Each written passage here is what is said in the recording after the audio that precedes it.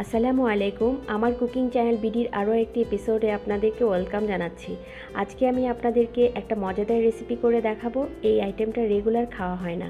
Viewers, আমার আজকের recipe মাসকলাইয়ের ডাল।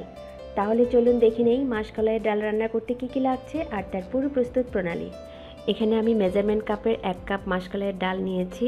ডাল আমি আগেই ভালো করে পরিষ্কার করে নিয়েছি। ডালটা যেহেতু গুঁড়া করব তাই ডালটা ধুয়ে নেব না। একটা ভেজা কাপড়ে ঢেলে ভালো করে মুছে নিব। এইভাবে আমি কয়েকবার কাপড়টা ধুয়ে ধুয়ে ডালগুলো মুছে নিব। একটা প্যানে ডালগুলো একটু ব্রাউন করে ভেজে নিচ্ছি। ডাল যখন ভাজা হয়ে যাবে, ডাল থেকে সুন্দর একটা ফ্লেভার আসবে, বুঝতে হবে ডাল ভাজা হয়ে গেছে। নামিয়ে ঠান্ডা করে ব্লেন্ড করব। ডালগুলো ঠান্ডা হয়ে গেছে, এখন আমি ব্লেন্ড করে নেব। ব্লেন্ড করা হয়ে গেছে, একটা বাটিতে নিয়ে নিচ্ছি। ডালগুলো এখানে খুব বেশি মিহি হবে না, একটু দানা দানা থাকবে। এখন দিয়ে দিচ্ছি 2 কাপ গরম পানি।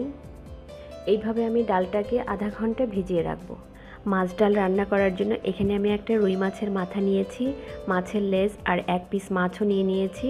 কেউ চাইলে শোল মাছের মাথা বা চিংড়ি মাছ দিয়েও করতে পারেন। এখানে আছে একটা তেজপাতা, 5-6টা কাঁচামরিচ আর কিছু ধনেপাতা, 1 টেবিল চামচ রসুন কুচি, একটা পেঁয়াজ কুচি, 1 চা চামচ রসুন বাটা, 1 চা চামচ আদা বাটা, 1 চা চামচ জিরা বাটা, 1 চা চামচ ধনে গুঁড়া, 1 চা চামচ মরিচ গুঁড়া। এখানে আমি 2টা পেঁয়াজ একটু ছেঁচে নিয়েছি, বাটা না কিন্তু ছেঁচে নিয়েছি। স্বাদ মতো লবণ, 1 চা চামচ হলুদ গুঁড়া।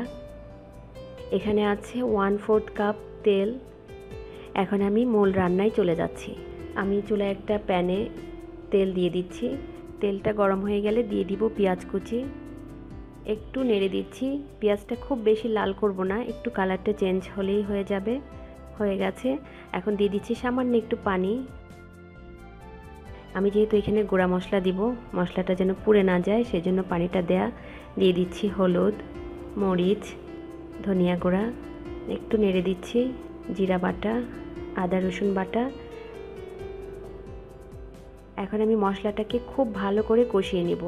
আমি মশলাটাকে প্রায় 5 মিনিটের মতো কষিয়ে নেব। এখন দিয়ে দিচ্ছি মাছ, একটু নেড়ে দিচ্ছি। দিয়ে দিচ্ছি স্বাদ মতো লবণ।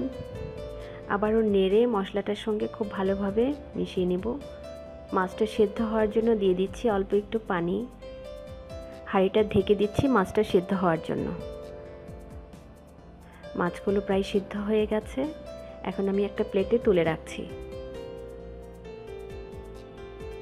এখন আমি আগে থেকে ভিজিয়ে রাখা ডালগুলো দিয়ে দিচ্ছি।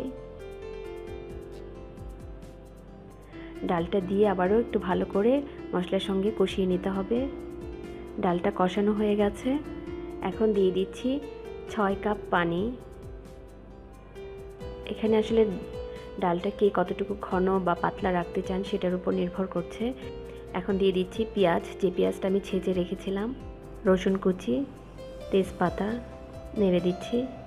দিয়ে দিচ্ছি স্বাদ মতো লবণ।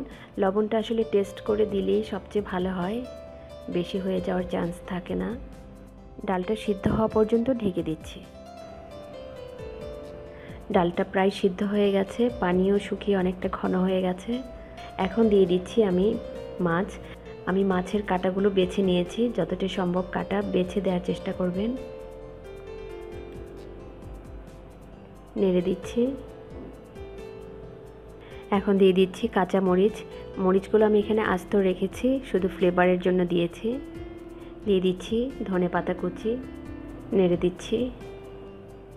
এইভাবে নেড়ে ঢেকে আরও 7-8 মিনিট অপেক্ষা করব। 8 মিনিট হয়ে গেছে। আমি যতটুকু ঘনত্ব চেয়েছি ডালটা সেরকমই হয়েছে, মানে আমার ডালটা প্রায় হয়ে গেছে। ঠান্ডা হলে ডালটা আরও ঘন হয়ে যাবে। আমি চুলার গ্যাসটা অফ করে দিয়েছি, ঠান্ডা হলে পরিবেশন করব। তৈরি হয়ে গেল মাসকলাইয়ের ডাল। এই ডাল খেতে আমার কাছে তো অসম্ভব ভালো লাগে। আশা করি আমার এই রেসিপিটি আপনাদের ভালো লেগেছে। ভালো লাগলে লাইক এবং শেয়ার করুন আর আমার ইউটিউব চ্যানেলটি সাবস্ক্রাইব করুন। ভিডিওটি দেখার জন্য সকলকে ধন্যবাদ। আল্লাহ হাফেজ।